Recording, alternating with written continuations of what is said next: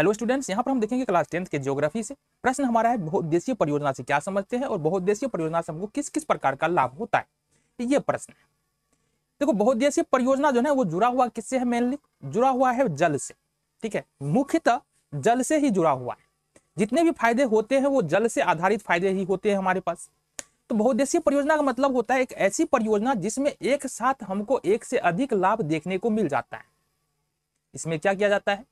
बड़ी बड़ी नदी घाटियों के ऊपर, नदी के ऊपर बड़े बड़े बांध बनाए जाते हैं, पानी को रोका जाता है। अब पानी को जब रोक देंगे तो क्या होगा? एक क्षेत्र, यहाँ पे देखो बहुउद्देशीय परियोजना की अगर बात करें ना तो पहले हम लाभ की बात कर लेते हैं। ऐसा नहीं है बहुउद्देशीय परियोजना के सिर्फ लाभ ही लाभ है, हानि भी है। पहले लाभ के बारे में बात कर लेते हैं। हमने क्या कहा कि बहुउद्देशीय परियोजना के अंतर्गत में हम बड़े बड़े बांध बनाते हैं, पानी के बहाव को रोकते हैं और ऐसे क्षेत्रों में पानी पहुंचा देते हैं। उस जो बहाव पानी को हमने रोका ना, ऐसा तो है नहीं कि सारा पानी एकदम इकट्ठा करके रखे रहेंगे। उस पानी को हम ऐसे क्षेत्र में पहुंचाते हैं जहां पर पानी की आवश्यकता हो। अब सवाल उठता है कैसे कैसे पहुंचाते हैं पानी को? तो उस पानी को हम नहर बनाते हैं। नहर मतलब क्या बोलते हैं? छोटा छोटा नाला बोल सकते हैं। अब इतना छोटा भी नाला नहीं होता है, समझ लो। नहर का मतलब छोटी सी नदी ही होता है, बहाव ही होता है। एक बड़ा सा नाला होता है जिसके द्वारा पानी को एक जगह से दूसरे जगह पहुंचाया जाता है। तो पहली बात क्या होता है? नदी पर हमने बांध बनाया, बांध बनाकर पानी ऐसे जगहों पर पहुंचाया जहां पर पानी की व्यवस्था नहीं थी या कम पानी था। दूसरी बात, सिंचाई के लिए पानी उपलब्ध हो पाता है। नदी घाटी परियोजना से क्या है? ऐसे क्षेत्रों में सिंचाई पानी पहुंच जाता है जहां पर फसलें की जाती है लेकिन पानी की कमी है, तो सिंचाई के लिए पानी उपलब्ध हो जाता है। तीसरी बात है, ऐसे क्षेत्रों में पानी जाएगा जहां पर पानी नहीं है और ऐसे क्षेत्रों में मछली पालन भी हो सकता है। तो तीसरी बात है कि हम मछली पालन कर सकते हैं।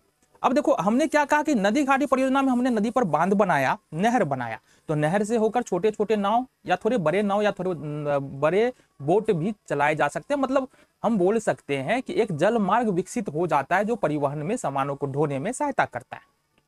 इसके अलावा सबसे बड़ी बात, नदी घाटी परियोजना से बहुत ज्यादा विद्युत उत्पादन होता है।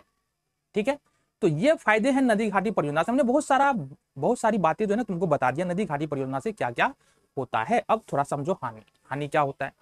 देखो, नदी घाटी परियोजना जब बड़े बड़े बांध बना देंगे ना नदी घाटी परियोजनाओं में, तो एक क्षेत्र का जो जंगल होगा, जो भूमि होगा, पूरी तरह से जलमग्न हो जाएगा। मतलब जो भी जीव जंतु है सारे के सारे, ऊपर में जो स्थल पर रहने वाले जीव जंतु है वो कहीं ना कहीं खत्म हो जाएंगे। पहला नुकसान हो गया।